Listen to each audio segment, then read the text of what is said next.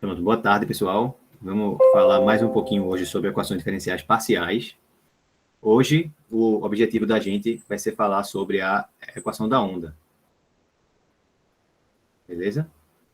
Então, a gente também poderia, da mesma forma que a gente viu quando a gente falou sobre a equação do calor, a gente também poderia estudar a equação da onda em mais de uma dimensão.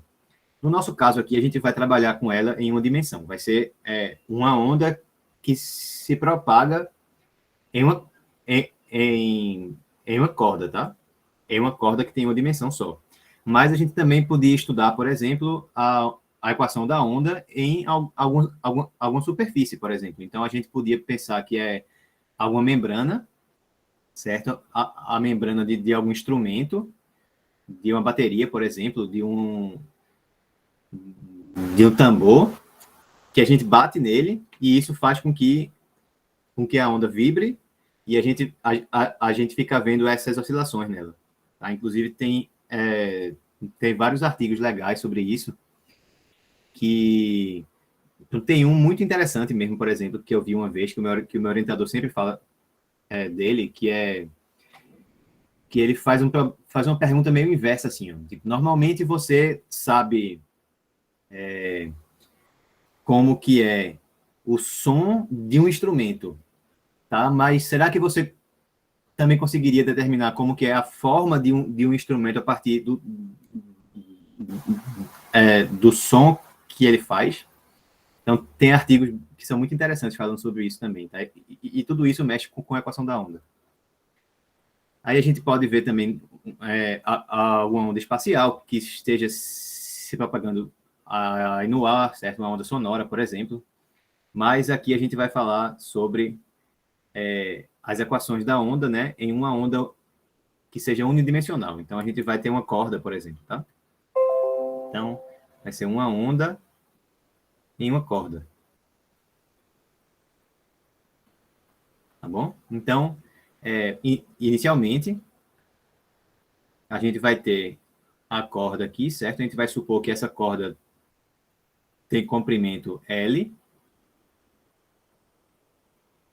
certo? Que ela está esticada aqui assim. Beleza? E a gente vai supor que que as extremidades dela estão fixas a uma altura zero, tá? Então, digamos que aqui seria o eixo Y, por exemplo, e a gente vai pensar que as extremidades aí da corda estão mantidas a temperatura, temperatura, já estou confundindo com a do calor, a uma altura de zero, certo? E aí a gente pode mexer aí na corda e ela, por exemplo, é, ela fazer algo assim ou fazer algo assim, por exemplo, tá? E a gente vai dizer algumas informações sobre ela. Então, a gente sabe que essa onda que está aí na corda, que ela se propaga, que esse pulso aí, né, que ele se propaga com uma velocidade A, certo? É a velocidade de propagação, beleza? De propagação da onda. E aí a gente vai ter mais duas informações. A primeira informação é como que é a forma inicial que a onda está, certo? Então a gente vai ter ainda o seguinte, ó, a gente vai ter uma posição inicial da onda, que vai ser descrita por uma função f, por uma função f de x, tá certo? Para x entre 0 e L. Esse L aqui, só relembrando, ele é o comprimento da corda, tá? Comprimento da corda. E a gente também vai precisar ter uma velocidade inicial. Velocidade aqui, não se confundam, tá? Dessa velocidade que eu estou falando agora, com a velocidade A, beleza?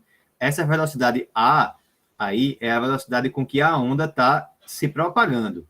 Essa velocidade aqui inicial é a velocidade transversal. O que é que significa isso? é, por exemplo, digamos que eu esteja olhando só aqui para esse ponto, certo? Esse ponto, no instante inicial, ele pode estar ou subindo ou descendo. Esse movimento dele, que ele sobe e desce, ele faz isso com uma certa velocidade. É dessa velocidade aí que eu estou falando, tá? Então, a velocidade inicial desse ponto vai ser dada por uma função que é g de x, certo? Também, tá bom? Também vai estar definida para x entre 0 e L. Tem algumas condições aqui ó, que tem que ser satisfeitas quando a gente fala das funções f e g. Por quê? A gente está dizendo que as extremidades vão estar fixas, tá? Extremidades fixas na altura 0, na posição 0, por exemplo, na altura 0. Vamos colocar assim. Na altura 0, certo? Então, se a posição inicial é f de x, então f de 0 tem que ser 0, certo? E f de L também tem que ser 0. Vamos pensar que aqui seria o eixo dos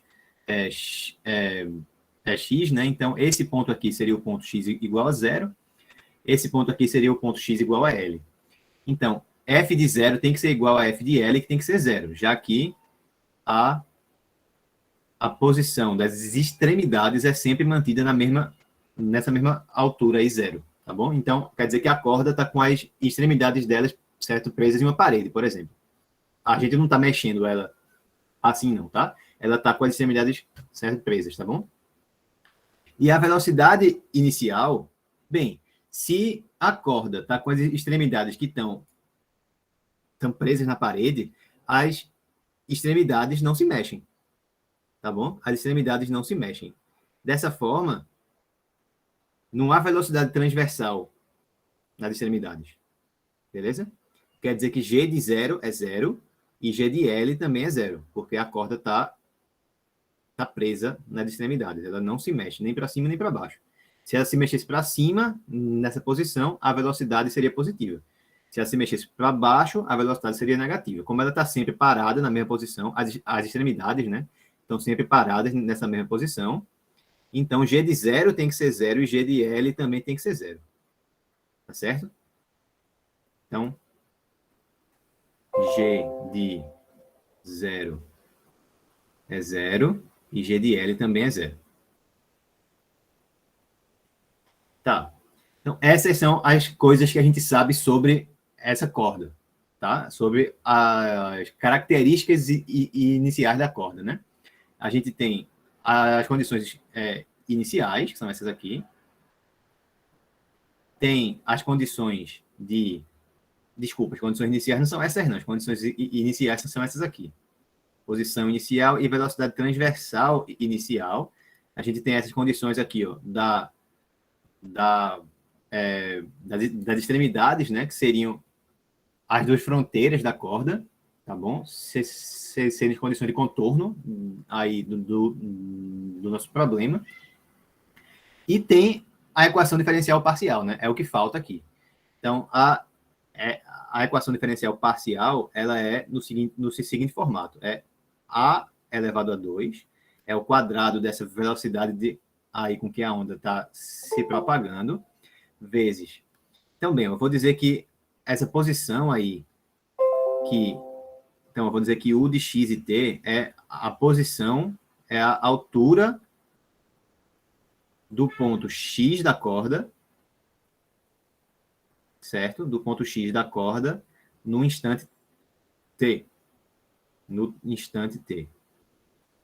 Então, essa função U de X e T, que seria a solução do nosso problema, ela satisfaz a equação da onda, que é A elevado a 2 vezes segunda derivada de U com relação a X, tá certo?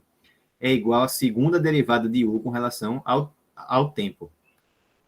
Beleza? Então, é essa equação diferencial parcial aqui que a gente vai trabalhar agora, usando o método de separação de variáveis. É claro que essa equação vale para para x entre 0 e L, certo? E para t maior que 0. Então, com aquela mesma linguagem da última aula, Pronto, o problema que a gente quer resolver é A2, o xx igual ao t, certo? São duas derivadas agora em relação ao tempo, certo?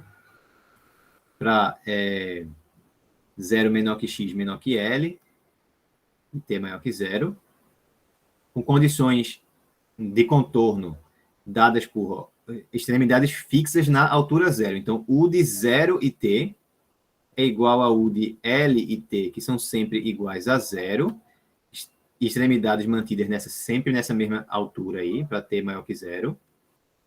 Posição inicial, então, U de x e zero é dada por uma função f de x, para x entre 0 e L. Tá? E a velocidade inicial transversal, como é que a gente calcula a velocidade inicial transversal? A velocidade transversal, ela é o quê? Se a minha posição transversal, né? Se a minha altura é U de x e t, a velocidade transversal é como que a altura está variando ao longo do tempo. Então, é a derivada da altura com relação ao tempo, certo? Então, vai ser U de x e t, né? Sendo que eu vou fazer a derivada disso com relação ao tempo. Então, a gente vai ter U t de x e zero, é a velocidade inicial transversal. Isso aí vai ser uma função g de x, também para x entre 0 e L. Beleza? Então, esse é o problema da onda, né, unidimensional em uma corda.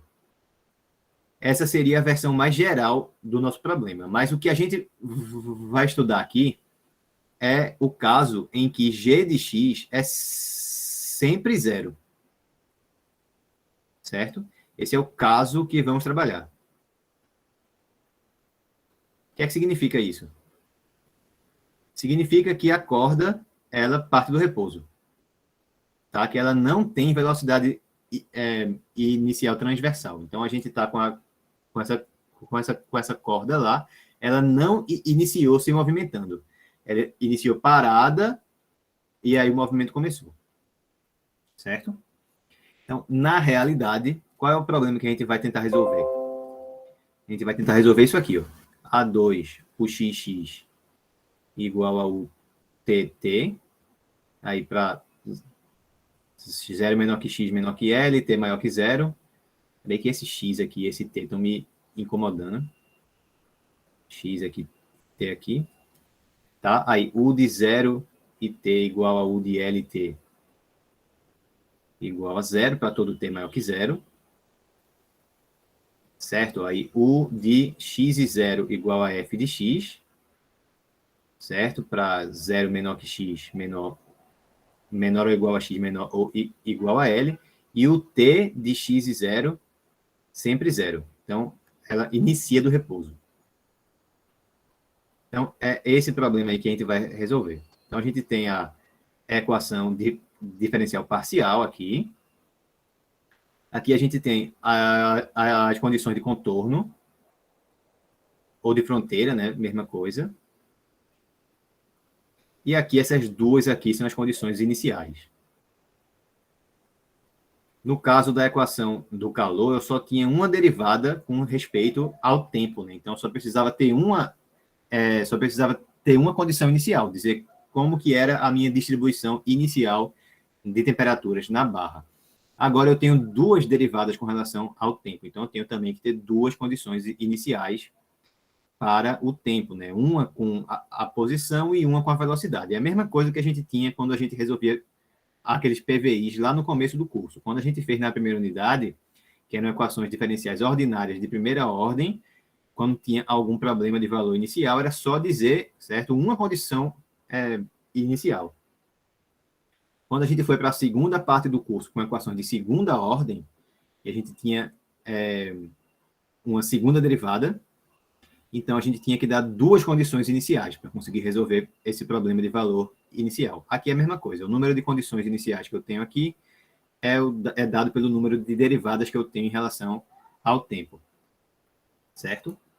E vamos recapitular. O que é que a gente tem que fazer aqui para a gente resolver esse problema? Então, é mais uma vez usar o método de separação de variáveis. Só para ainda esclarecer melhor, esse aí não é o único formato que existe para o problema da onda, não, tá? Da mesma forma que a gente viu nas últimas aulas que existiam outros formatos para o problema do calor, né? Por exemplo, a gente começou falando sobre o formato homogêneo, né? Em que as duas extremidades eram mantidas sempre a uma temperatura que era zero graus, né? Mas a gente também podia pegar temperaturas diferentes. Aí a gente viu como que resolvia, certo? Aí com essa situação. A gente também viu que existia o problema com as extremidades isoladas. E aí tinha outra solução, sendo que a solução também passava por quê? Por usar o método de separação de variáveis. Então, se eu colocar, por acaso, né, em algum momento, algum problema da onda que seja diferente, com condições que sejam diferentes, então, vamos supor que a corda, ela inicia, certo? Está toda parada agora. Não, desculpa, que ela inicia com a posição inicial dela, certo? Que está tudo igual a zero. Todo mundo está na mesma altura, mas a velocidade inicial é diferente de zero. Então, tem um ponto que está subindo mais rápido do que os outros, por exemplo. Tá? Então, aí também vai dar para a gente resolver esse tipo de problema com condições iniciais distintas, também usando o método de separação de variáveis. Aí eu só vou precisar que ou a posição inicial seja nula, ou a velocidade inicial transversal seja nula. Se as duas forem diferentes de zero ao mesmo tempo, aí existe uma outra forma de a gente resolver, que é o método de D'Alembert, que eu não vou explicar aqui no curso, tá? É pelo menos por enquanto. Talvez em alguma outra vez que eu ensine essa disciplina, aí de repente eu sei lá, faço alguma aula sobre isso, mas nesse daqui não.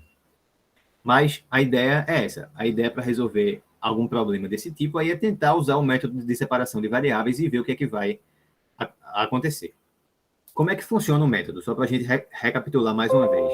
É a gente supor, tá, que a solução U de x e t ela é igual à multiplicação de uma parte que depende só da posição por uma parte que depende só do tempo. Qual que é o primeiro passo? Vou falar isso aqui mais uma vez inteiro, tá tudo certo, passo a passo. Por quê? Porque na lista tem uma questão que precisa fazer o método, certo? Ele tintim por tintim, passo a passo. Então, nas provas de quem estiver vendo isso aqui no YouTube, tá? Por uma outra universidade, pode ter algo que peça passo a passo. Então, eu vou, mais uma vez, bater aqui na mesma tecla para a gente ver como é que faz, mais uma vez, cada detalhe do método de separação de variáveis. Então, qual é a primeira coisa que a gente faz? É ver como que essa suposição da gente aí, ou de que a equação ela se desmembra, né, como uma parte que depende só de x vezes uma parte que depende só de t, como que isso aí se relaciona com a equação diferencial parcial específica da gente. Tá bom, então o que é que a gente tem que fazer aqui, certo? Passo 1. Seria fazer o quê? Ver como é que fica a nossa EDP com essa suposição. Então, eu tenho que ver quem é a segunda derivada com relação ao x e quem é a segunda derivada com relação ao t. Com relação ao x, vai dar x duas linhas vezes t, e com relação ao t, aí vai dar x vezes t duas linhas. Né? Já que, se eu derivo com relação a x, só quem depende de x é essa função aqui, tá? Se é só ela que depende de x, a outra função eu trato como se fosse uma constante. Então, aí beleza, né? Beleza. A gente agora substitui essas duas equações aí na EDP da gente. Aí o que é que vai dar, né? Ó, a gente tem A2 vezes o xx, então vai ficar A2 vezes x duas linhas vezes t igual a o tt. Então, x vezes o t duas linhas. Beleza, né? Agora, a gente deixa de um lado tudo que depende de x e do outro tudo que depende do tempo. Então, vai ficar x duas linhas sobre x vai ser igual a 1 sobre a elevado a 2 vezes t duas linhas sobre t. Aí aqui vem aquela etapa importante que a gente falou nas últimas aulas. O lado esquerdo só depende da posição, o lado direito só depende do tempo. Então, para que essa equação aí possa ser satisfeita, já que x e t são variáveis independentes, então é se os dois lados forem iguais a uma mesma constante lambda, tá? Porque aí a gente consegue separar essas equações.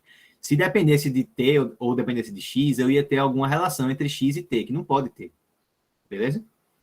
Então, essa suposição aqui, ó, que essas duas coisas são iguais a lambda, é a parte principal do método. Por quê? Porque ela faz com que apareçam duas EDOs agora. Duas EDOs. Quais são as EDOs que a gente acha?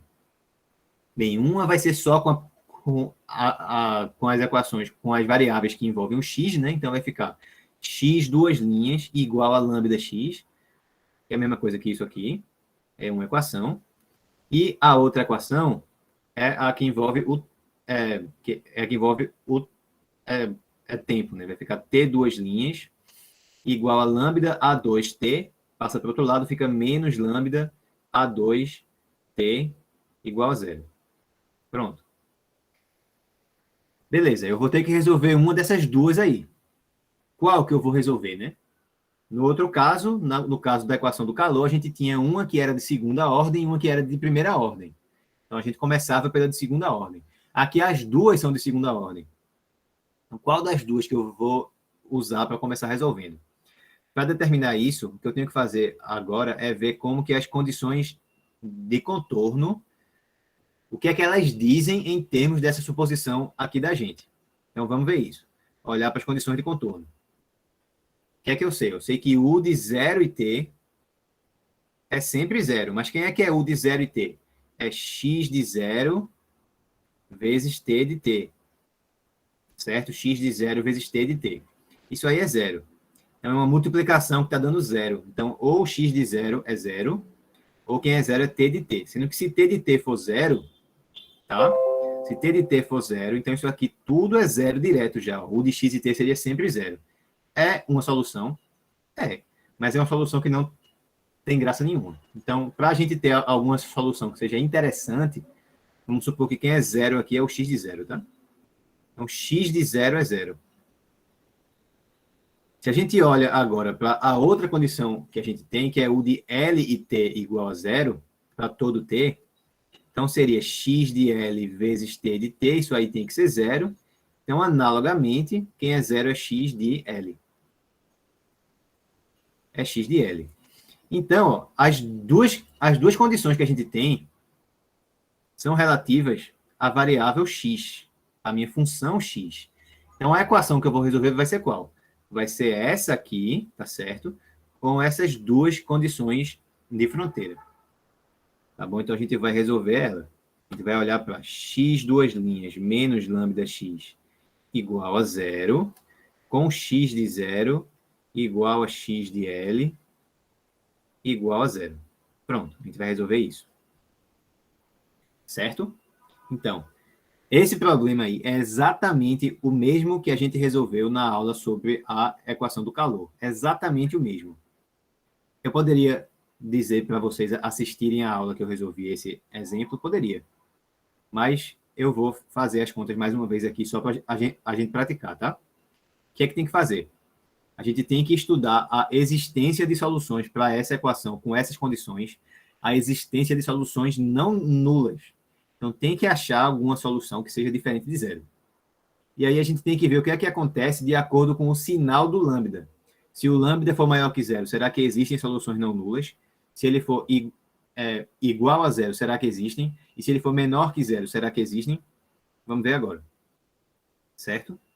Então, bem, se a gente olha para o caso, a gente tem que dividir para ver todos os casos possíveis aqui, tá? Qual que seria o primeiro caso? Vamos ver lambda maior que zero. Se lambda maior que zero, a gente supõe que lambda ele é alguém ao quadrado, né? Alguém maior que zero é elevado ao quadrado. E aí a equação da gente fica x duas linhas menos mi2x igual a zero. É uma equação de segunda ordem linear com os coeficientes constantes. A equação característica dela é R2 menos Mi2 igual a zero, raízes R igual a mais ou menos Mi. Isso quer dizer que a solução vai ser x de x igual a alguma constante aqui, C1 vezes cosseno de μx, certo? Mais outra constante, seno de μx. E aí a gente impõe as condições que a gente tem aqui, ó, x de 0 e x de L, ambas iguais a zero. X de 0 dá o quê? C1 cosseno de 0, C1, mais C2 seno de 0, certo? Seno de 0 é 0. Então ficou C1 igual a 0. C1 já foi. Beleza? Espera aí que eu estou fazendo tudo errado aqui, tá, pessoal? Não é isso, não. Esse aqui seria outro caso já. Então, se as raízes foram mais ou menos mi, as soluções vão ser exponenciais, né? Exponenciais. Então, vai ficar E elevado a mi x e C2 E elevado a menos mi x. Já estava me adiantando aqui, resolvendo o último caso, do lambda menor que zero.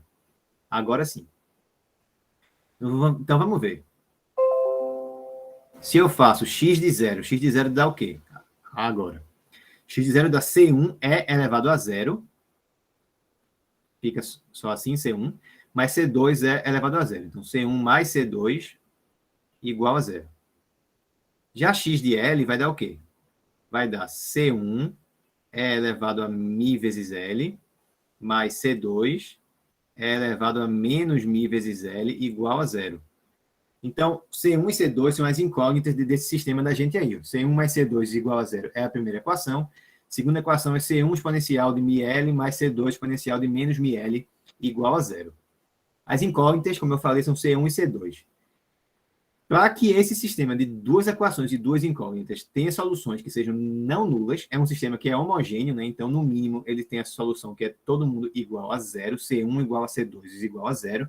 Eu quero saber se pode ter alguma solução que não seja essa. Então, esse sistema teria que ser possível e indeterminado.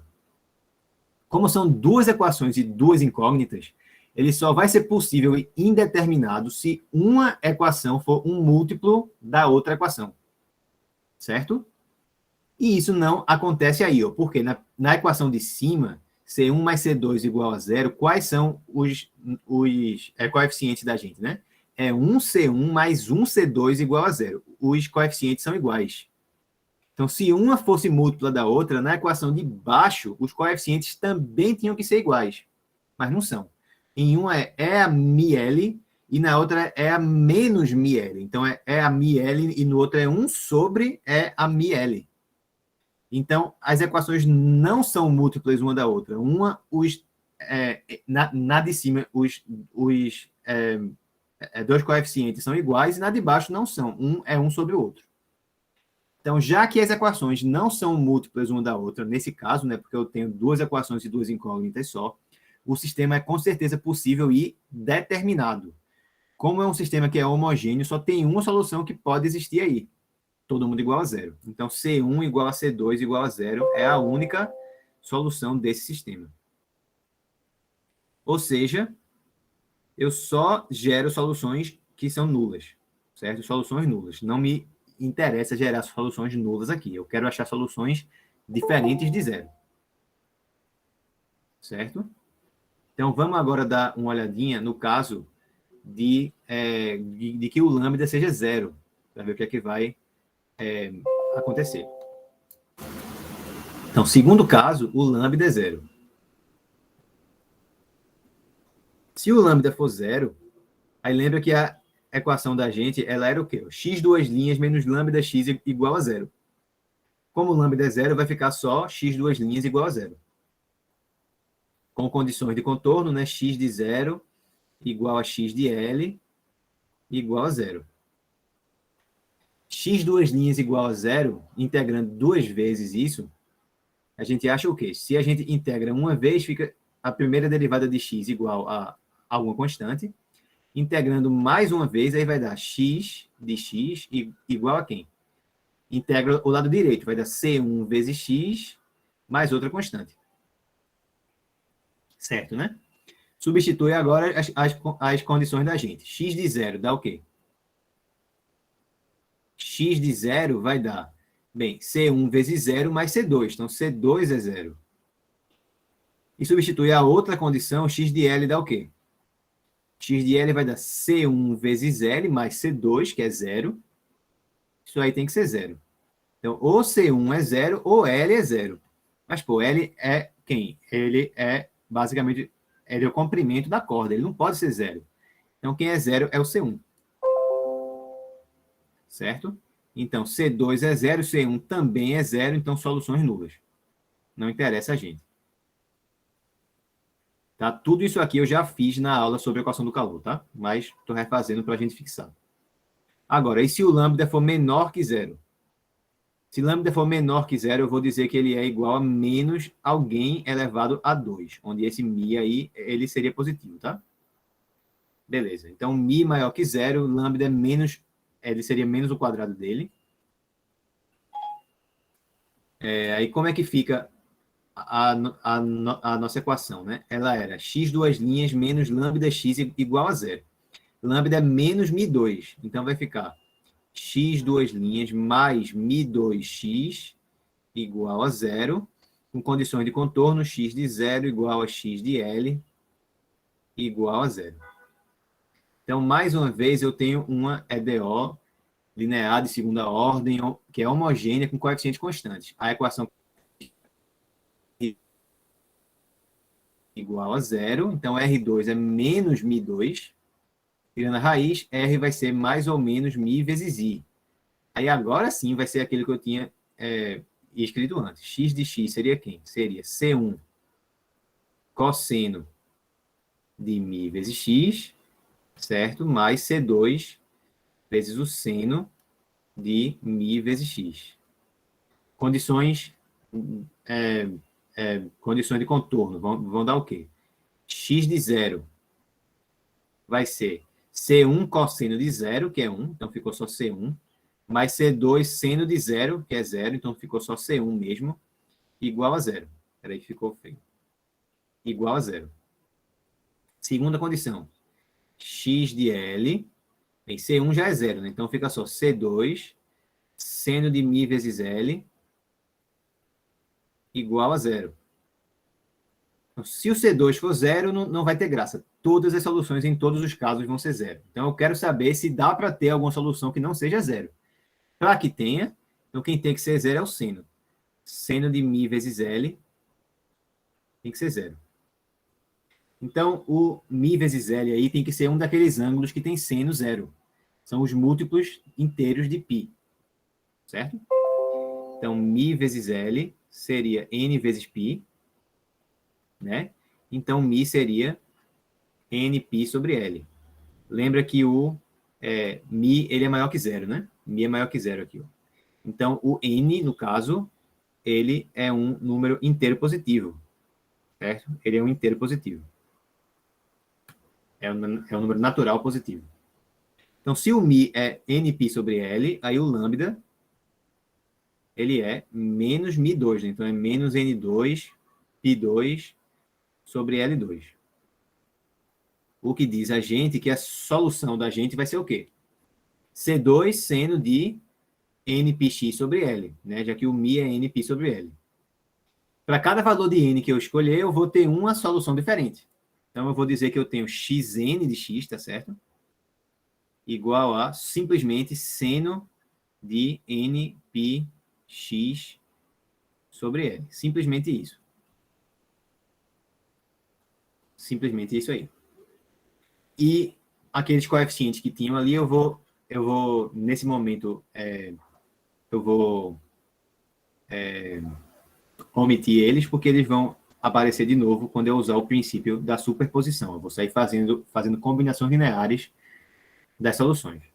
Então, se vocês voltarem lá na primeira aula sobre a equação do calor, a gente achou exatamente essa solução aí para esse nosso problema daqui, tá? A gente já viu isso. Estou simplesmente recapitulando aqui.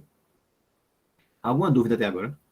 Que agora, basicamente, o que eu fiz foi algo que a gente já tinha feito. Então, se alguém quiser quiser perguntar algo, fica à vontade. Agora vai vir a parte que é um pouquinho mais diferente. Por quê? Eu vou pegar esse valor de lambda aí que a gente calculou e vou substituir na outra equação, na equação que envolve quem agora? A função t, certo? E vou resolver a equação no t agora. Antes, era uma equação que era de ordem 1. Então, era uma equação de variáveis separáveis, era bem fácil de resolver, a solução ficava um exponencial. Agora é uma equação de segunda ordem no tempo. Então, eu vou ter um pouquinho mais de trabalho do que antes, mas ainda dá para a gente resolver aqui. Alguma dúvida? Acho que não, né? Até agora não falaram nada. Então, vamos para o nosso próximo passo, né? Seria esse passo 5 aqui, que é olhar para a equação do tempo.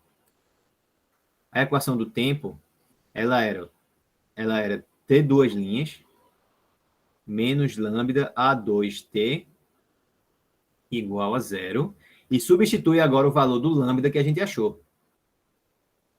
Então, vai ser ter duas linhas. Bem, lambda era quem? Era menos N2 vezes π2 sobre L2. Então, vai ficar mais N2, π2, A2 sobre L2 vezes T igual a zero. Então, essa aí é uma equação de segunda ordem, ela é homogênea, ela é linear e ela tem os coeficientes constantes. Então, eu resolvo ela do mesmo jeito que eu resolvi a outra. Do mesmo jeito. Então, eu vou olhar para a equação característica dela, que vai ser R2 mais N2 π2 A2 sobre L2 igual a zero. Passa para o outro lado, aí R2 vai ser menos N ao quadrado, π ao quadrado, A ao quadrado sobre L elevado a 2, tira a raiz, vai ficar quem? R igual a mais ou menos NπA sobre L vezes I, não é isso? Se tem esse I aí, ou se as raízes são imaginárias, então a solução vai ser T de T igual a algum coeficiente, K1, vezes o cosseno de NπAT sobre L, mais K2, seno de NπAT sobre L. Tá, agora eu tenho que ver quem é que vão ser esses coeficientes aí, né? Se vai ter algum deles que zero. O que é que falta usar ainda lá do enunciado do problema? Ó, o enunciado do problema são essas equações aqui. Ó. Eu já usei as duas primeiras coisas, as duas primeiras informações. Como eu quero saber algo agora que é relativo ao tempo, né? Vamos usar essa outra condição aqui. Derivada de U com relação ao tempo, certo? No instante inicial é zero. O que é que isso significa, então, aqui? Ó? Certo? Sexta condição da gente. A gente sabe que o t de x e zero é zero. Tá? Só que, relembrando, u de x e t era x de x vezes t de t. Deriva em relação ao tempo. Aí o t vai ser quem? X vezes t'. Ou seja, o t de x e zero, ele vai ser x de x vezes t' de zero. Isso aí tem que ser zero.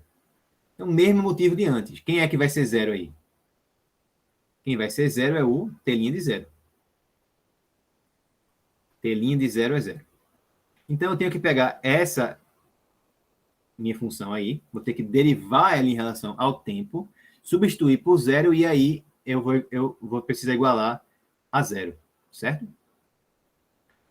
Ou seja, a gente vai agora para o seguinte, vou pegar aqui outra cor agora, vamos com esse azul aqui. Quem é a derivada de t com relação ao tempo, né? Bem, para facilitar, para não ficar esse monte de termo aí que fica atrapalhando a gente, vamos pensar que alfa é nπ A sobre L, certo? Vamos pensar que alfa é isso. Porque aí não precisa sair esse monte de coisa na hora que eu derivar. Então, aqui no caso, eu teria cosseno de alfa t, e aqui eu teria seno de alfa t, tá certo? Na hora que eu derivar, vai ficar a derivada aí do cosseno de alfa t fica menos alfa vezes K1 seno de alfa t. E na outra parte fica mais alfa vezes K2 cosseno de alfa t. Certo? Onde alfa é NPA sobre L. Substitui agora o t, certo? É t minúsculo por zero. Aí vai dar menos alfa K1 seno de zero. Seno de zero é zero. Igual a alfa vezes K2 cosseno de zero. Cosseno de zero é 1. Então ficou alfa vezes K2. E isso aí tem que ser zero. Bem, o alfa é zero. Bem, N é um inteiro positivo, né? N é um inteiro positivo. Então ele é maior que zero. Π é maior que zero. A é a velocidade da onda. Velocidade não é zero. Senão, né, não existiria onda aí. E L, aí é que não pode ser zero mesmo porque ele está dividindo. Então, quem é zero é o K2. K2 é zero. Se ele é zero, o que é que a gente pode afirmar, então? Bem, dessa função aqui, quem restou foi só o termo que envolve o cosseno. Para cada valor de n, a gente vai ter um valor diferente para o cosseno, né? Porque a gente vai estar variando esse n aí. Então, vamos escrever mais uma vez na forma Tn de t. Ignora essa constante multiplicativa aí, o K1, porque ela vai aparecer no final de novo, quando a gente fizer as combinações lineares das soluções da gente. Então, vai ficar só cosseno de NPAT sobre L. Aí, agora, sétima etapa. Volta. Quem é que era U de x e t? No caso, eu vou ter o n de x e t, né? Porque para cada n é uma diferente. Vai ficar xn de x vezes tn de t. Aí, o que é que vai dar aí? Bem, a gente tinha xn de t, era seno de npx sobre L. E o tn de t que a gente viu agora é cosseno de npat sobre L. Para cada n eu tenho uma solução fundamental diferente. Se eu quero saber a solução geral, eu uso o princípio da superposição. É só fazer a combinação linear de todas as soluções que eu tenho. Como é uma solução para cada n que é inteiro maior que zero, vão ser infinitas. Então, a solução geral é dada pelas combinações lineares. U de x e t vai ser somatório de n igual a 1 até infinito, né, já que n aí é um inteiro positivo, de algum coeficiente, Cn, vezes seno de npx sobre L, vezes cosseno de npat sobre L. Essa é a solução geral do problema.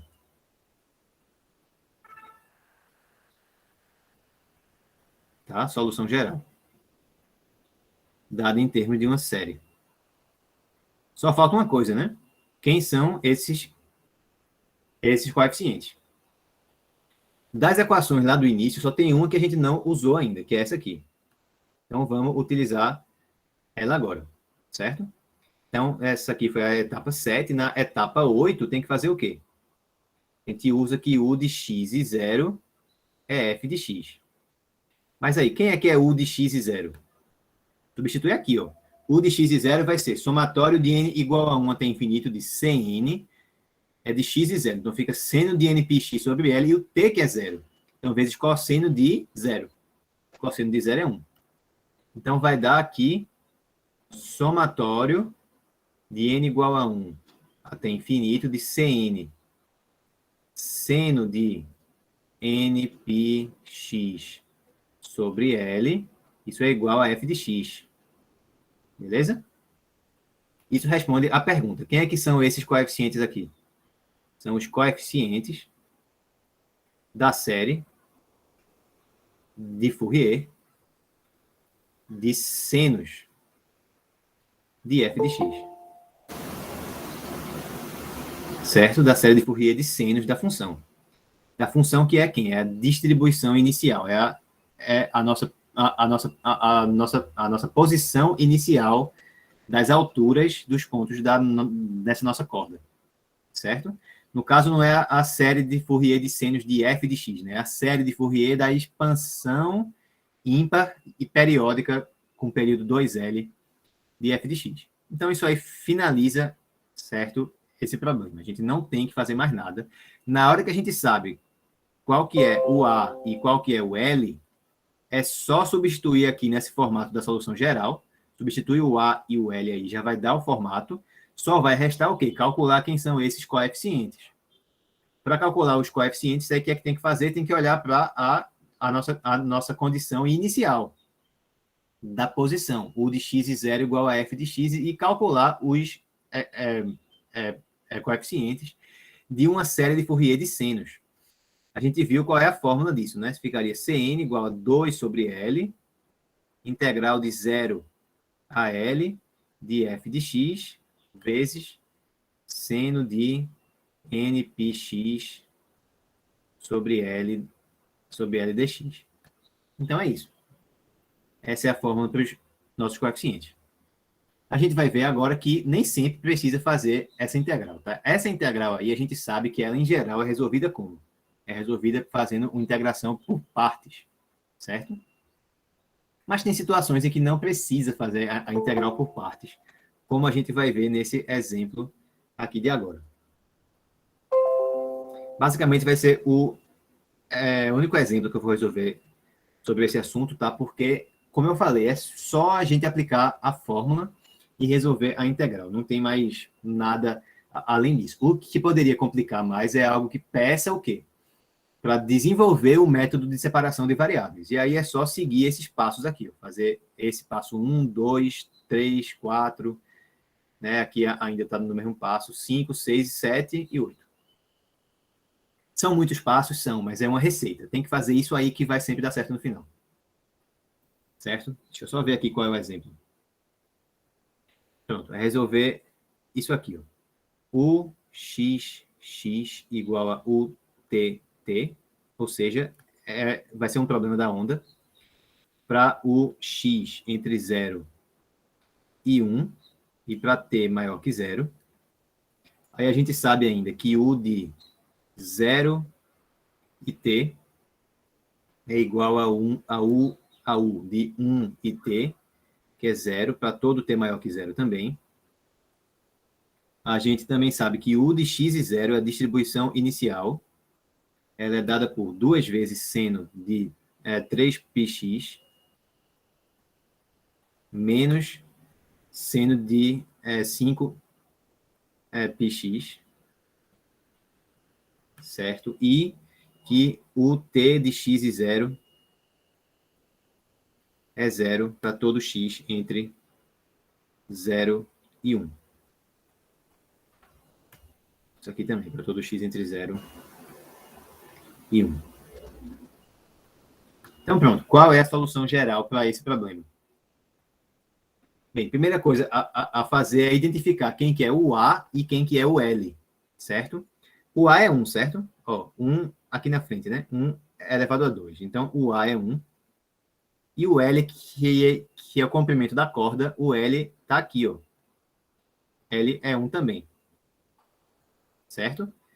Por conta disso, a gente já vê aqui ó, que a solução geral é U de x e t igual a somatório de n igual a 1 até infinito de algum coeficiente vezes seno de, vamos voltar aqui para olhar, nπx sobre L. nπx sobre L. Então, o L é 1, né? Então, é nπx só. Vezes o cosseno de quem? nπat sobre L. O A é 1 e o L também. Então, vai ficar np vezes t. Pronto, a forma da solução geral é essa. O que é que falta agora? Determinar quem são esses nossos coeficientes. Para os coeficientes, eu substituo o t por 0 e uso essa minha condição aqui. Ó. Então, quem é que é u de x e 0? o de x e 0, se a gente olha por um lado, ele é somatório de n igual a 1 até infinito de Cn seno de nπx, que ficaria vezes cosseno de nπ vezes 0, né? Cosseno de 0, que é 1. E isso dá igual a quem? 2 seno de 3πx menos seno de 5x. 5 é πx. Pronto, e agora, pessoal? O que é que a gente iria precisar fazer aqui? Tecnicamente, essa aqui é a função f de x da gente, tá? Tudo isso aqui é a função f de x da gente. Então, tecnicamente, tem que fazer o quê? Substituir ela aqui e resolver essa integral. Substituir substituir o L também. Então, a gente teria Cn igual a 2 sobre L, né? Que é 1L, então fica 2, integral de 0 a 1 de f de x. Então, daria 2 seno de 3πx menos seno de 5x, 5πx, vezes seno de nπx dx. Então, a gente teria que fazer essa integral monstruosa aí. Mas tem uma forma mais fácil. Que seria o seguinte. Bem, essa série aqui, ela é o quê? Se o n for 1, vai dar C1 seno de πx, né? Se o n for 2, vai dar C2 vezes seno de 2πx. Se o n for 3, aí vai dar mais C3 seno de 3πx. Se o n for 4, vai dar mais C4 seno de 4πx. Se o n for 5, então mais C5 seno de 5πx e assim por diante. Ou seja, nessa parte aí da soma infinita da série, a gente tem uma soma de um monte de senos. E do lado direito, tem apenas 2 senos. Então, por exemplo, se eu perguntar para vocês qual que é o valor desse coeficiente aqui, vocês diriam que ele é o quê? Faz por comparação. Ele é o coeficiente do seno de πx do lado esquerdo. Qual que é o coeficiente do seno de πx do lado direito? Não tem, né? Só tem só tem 2. Só tem se o n for 3 e se o n for 5. Se o n for 1, não tem do lado direito. Então, o meu coeficiente correspondente é quanto? É 0. Certo? Esse é 0. Esse aqui é quanto? Tem seno de 2πx do lado direito. Não, negativo. Então, aqui também é 0. Esse daqui aparece lá? Não, então também é 0. Esse daqui é o coeficiente do seno de 3πx, que aparece aqui. Ó. Então, se eu faço simplesmente essa comparação, esse coeficiente vale 2. Porque esse aqui tem que coincidir com esse de cá. Beleza? Esse aqui agora, quanto que ele vale? Esse aqui é igual a esse aqui, ó. Coeficiente do seno de 5πx. Então, o C5 vale menos 1. E todos os outros que vierem desse em diante valem 0 também, porque C6, por exemplo, é o seno de 6πx. Não aparece do lado direito. Então, o meu coeficiente correspondente é 0. E todo mundo vai ser 0 daí em diante. Certo? Vocês entenderam isso? De todos esses infinitos coeficientes que aparecem aí, como o lado direito já é uma soma de senos, eu posso fazer muito mais simplesmente por uma comparação. Olhar para os coeficientes que aparecem dos dois lados e aí eu iria igualar eles. Os que não aparecerem de um lado é porque são 0. Tá certo? Só aparecerem de um lado é porque no outro lado são 0. Então, por essa argumentação, comparando os coeficientes, a gente vê que na série, na realidade, só tem 2 termos que não vão se anular. Aqueles em que o n for 3 e em que o n for igual a 5. Todos os outros n's fazem com que esse coeficiente correspondente seja 0. Entenderam? Ou não? É bem mais fácil do que fazer a integral, tá? A integral vai ter que fazer uma conta mais mais chata, que parece com a conta que a gente fez lá na primeira aula sobre séries de Fourier ainda, para a gente ver aquelas integrais auxiliares que ajudaram a gente a determinar as fórmulas para os coeficientes. É bem parecido, mas assim fica mais fácil, só por essa comparação. Então, o que a gente acabou de ver foi que esse coeficiente aqui vale... Eita, desculpa. Seria esse aqui. C3 vale 2, C5 vale menos 1 e todos os outros valem 0. Beleza? Todos os outros valem 0. Todos os outros valem 0.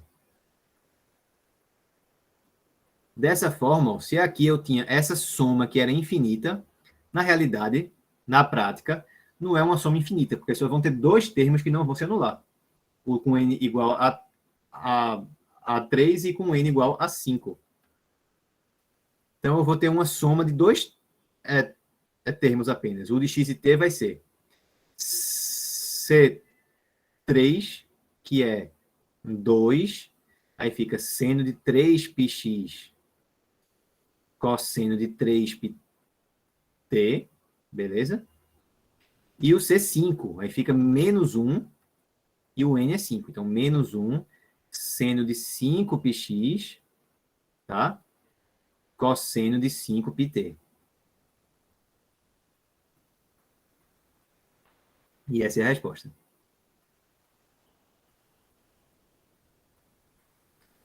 Alguma dúvida, pessoal?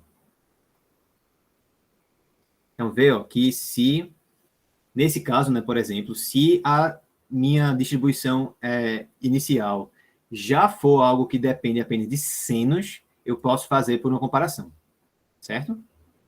Isso por quê? Porque os CNs vinham de onde? Da série de Fourier de senos de alguma função. Se fosse o caso, por exemplo, da barra com extremidades isoladas, em que esses coeficientes vinham de onde? Vinham da série de Fourier de cossenos de alguma função, né? Então, se a distribuição inicial já fosse dada em termos de cossenos, também já daria para fazer desse jeito aí, com essa comparação de coeficientes. Tá? Maravilha. Aí, agora, para a gente finalizar, eu vou fazer certo comentário rapidinho aqui sobre a identidade de Parseval.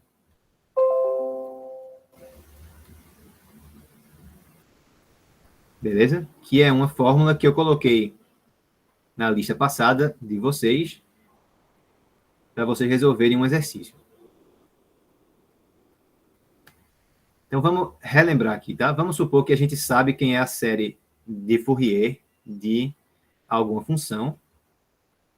Tá? Então, digamos que a série de Fourier de uma função f, de f de x, está periódica com período 2L, ela seja a 0 sobre 2 mais somatório de n igual a 1 até infinito de an cosseno de nπx sobre L mais bn seno de nπx sobre L.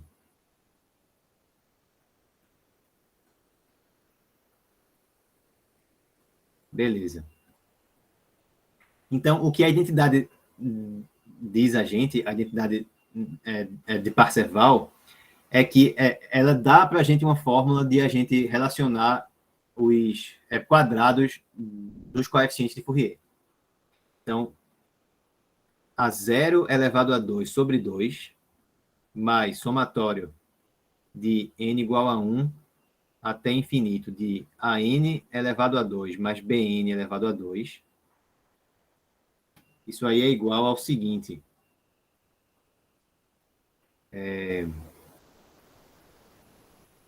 A gente fica com 1 sobre L vezes a integral de menos L a L. Deixa eu só achar minhas notas aqui rapidinho, tá?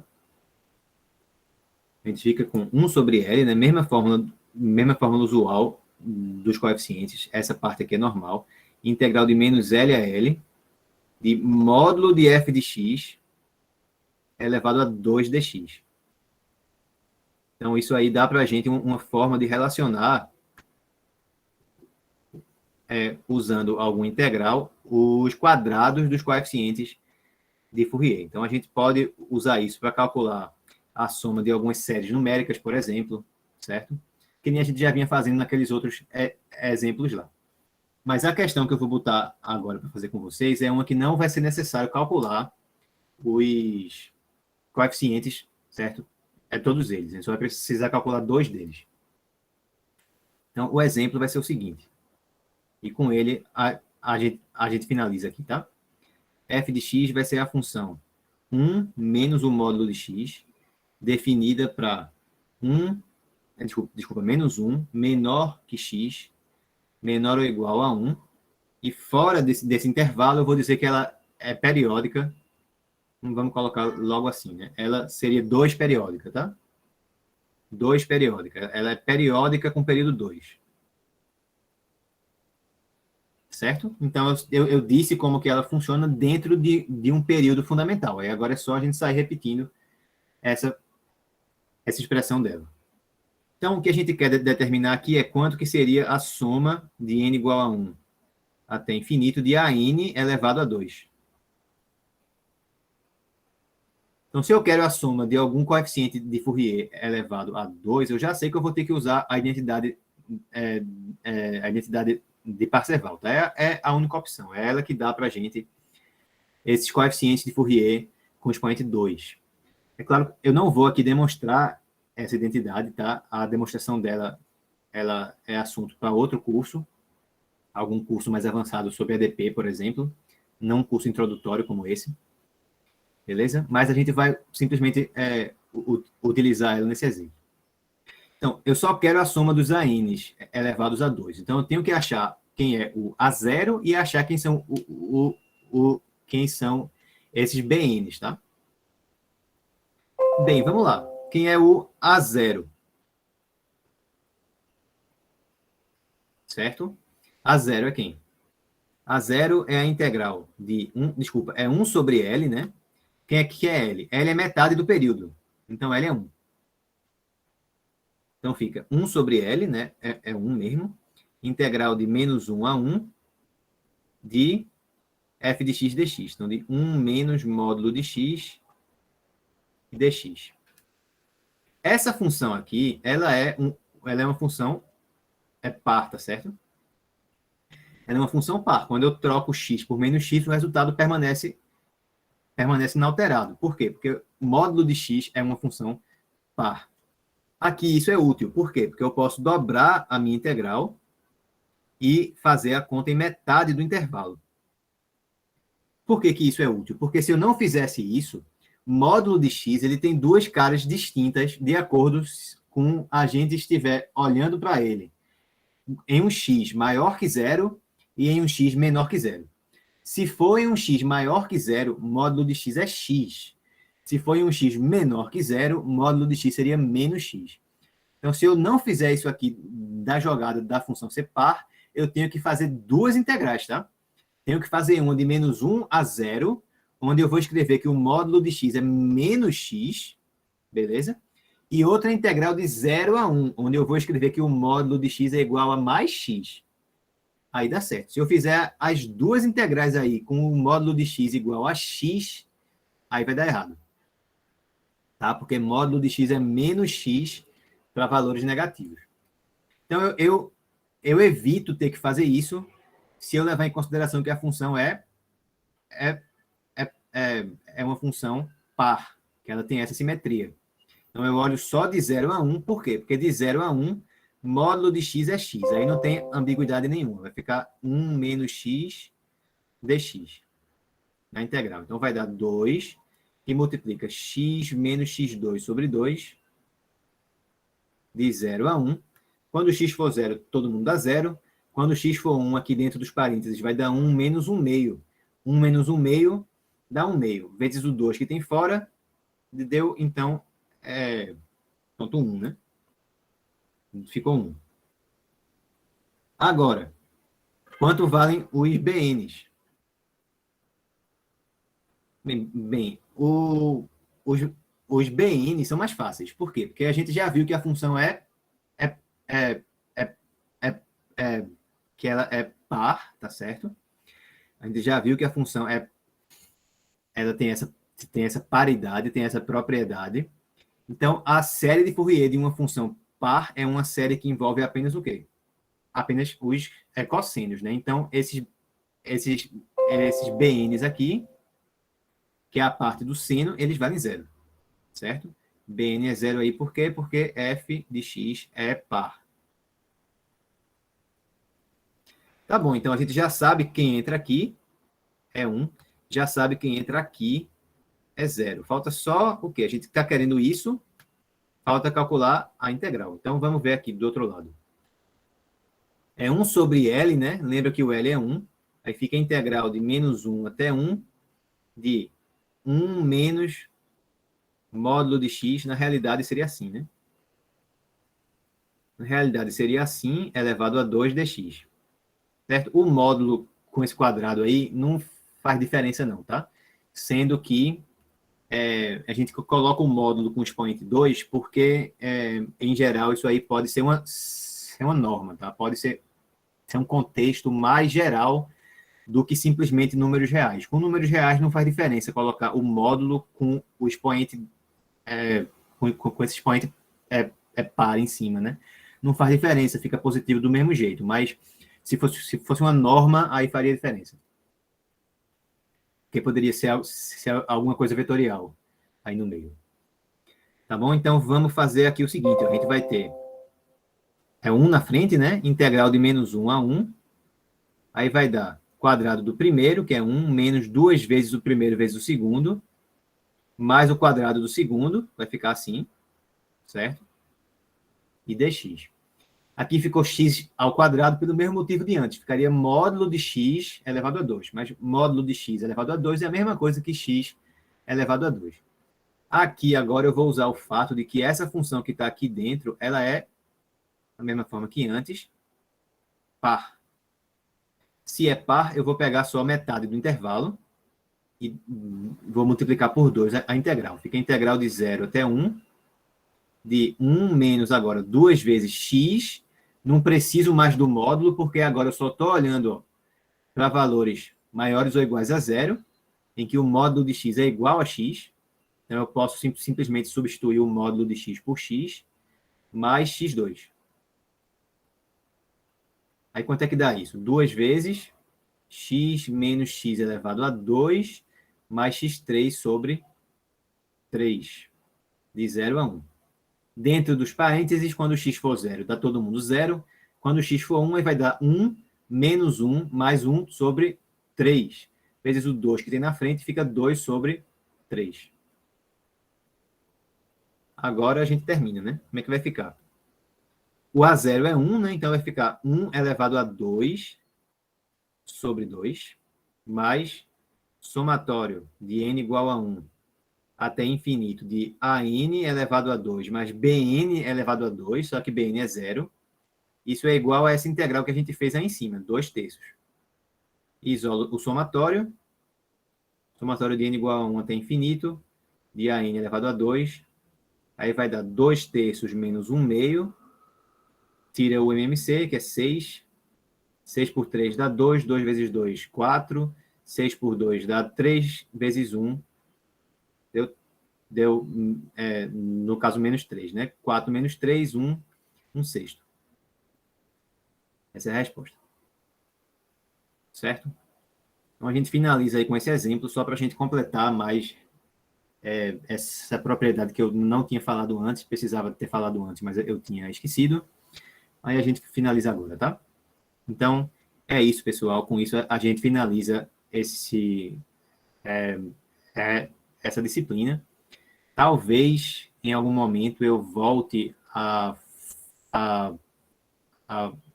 gravar algumas aulas a mais sobre outros tópicos para acrescentar aqui nessa playlist, tá? Mas, por enquanto, a gente encerra por aqui. Vou finalizar a gravação, certo? Boa tarde a todos e até a próxima.